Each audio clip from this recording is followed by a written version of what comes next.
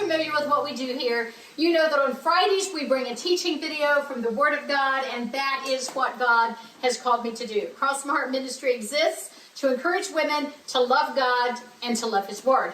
But on Mondays, often, maybe once a month or so, we get in the kitchen or somewhere around the house, and I'll share a new recipe, a cooking video, a cleaning tip, an organization tip, something like that. And that's what I'm doing today. I'm sharing a new recipe with you. And as I do that, I got a little bit of a head start, so I didn't take up all your time watching me prepare. But I want to ask you a question before I jump in and share today's recipe, and that is, do you like ethnic food? And have you tried ethnic food? And if your answer is, I've eaten pizza and I've eaten tacos, so I guess I've tried Italian and Mexican, I want to tell you that you need to branch out a little bit. And today, that's what we're doing with today's Martha Monday. I want to introduce you to a dish called Tikka Masala. Tikka Masala is an Indian dish. And this is the jar that I'm using. This is a simmer sauce. I bought this at Aldi, but any grocery store, find that Indian food section or just the ethnic section, and they will have this. The label says simmer sauce, a tomato-based simmer sauce with ginger and coriander. And ginger and coriander are spices used in traditional Indian foods. I love this recipe because it's so super duper easy. I started off with about 8 to 10 chicken tenders, just whatever fills your pan. I heated some olive oil in the pan, and I cut my chicken tenders up into sort of bite-sized pieces. So I took each one and maybe cut it into fourths. So let you see about that size, if you can see. I'll hold the pan up. I've never tried to cook on the stove and watch, but here's my chicken cooking. Like I said, got some olive oil hot, added my chicken tenders. They're not quite done yet, but we're getting there.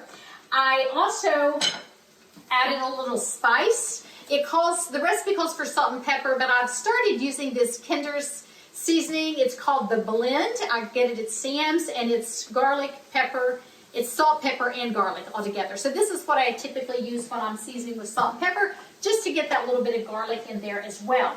So this is getting nice and browned. I'm going to let it go just a little bit to be absolutely sure that all the pink is gone from my chicken.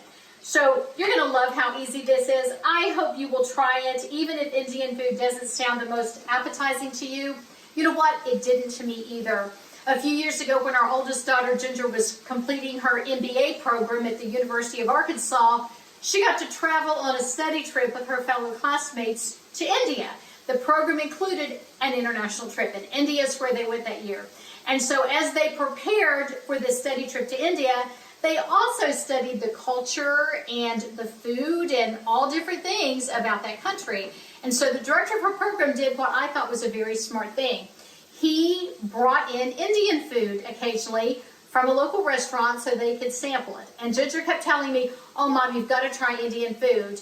And I would go, I don't know. Let's, we would be going out to eat, and she would say, how about we try Indian? And I would say, And so finally, after hearing me go, for so long, it was her birthday. And if we go out to eat instead of Mom cooking at home when we're celebrating birthdays, whether you're adult children that live on your own or whether you're still living at the house, of course the birthday kid gets to pick, right?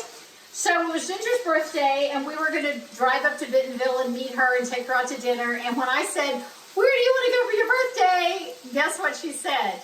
I want to go have Indian food. And at that point, Mom couldn't say, I just had to smile and say, okay. And guess what? I loved it. She ordered for us a variety of dishes, and one of those was indeed Tikka Masala. And so since then, I've made it at home, this simple recipe, and just find it absolutely wonderful. So I'm going to turn this down a little bit. My chicken is browned. You're just going to love how quick and easy this is, as well as how delicious. So the chicken is browned. Now I've already, off camera, cut up about half of a purple onion. So we're going to sprinkle the onions in here. I have been known to add onion to recipes that don't even call for it because I just think it adds such great flavor. So we've got the onion in here. And then I cut up a whole bell pepper. Now, if I have yellow peppers and red peppers and orange peppers, I like to put a variety in here just for not just taste, but for color. But I only had green bell peppers this time, so 1 green bell pepper it is. And they're sliced and they're going to cook. And then comes the ingredient that gives the whole thing its name, the Tikka Masala simmer sauce. And so we're just going to pour this over top.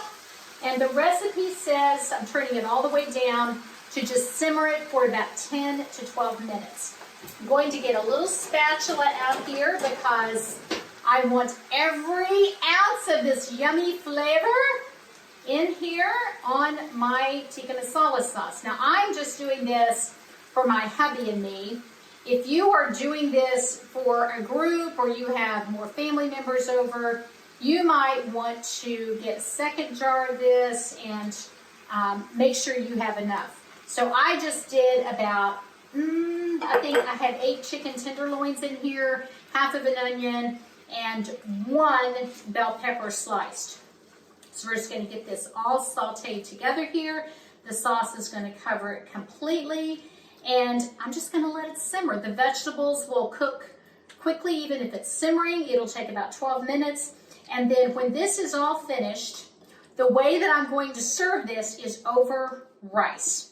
So I've got my white rice here. I like to get the basmati rice. You could use brown rice, whatever your family prefers, but I serve it over rice.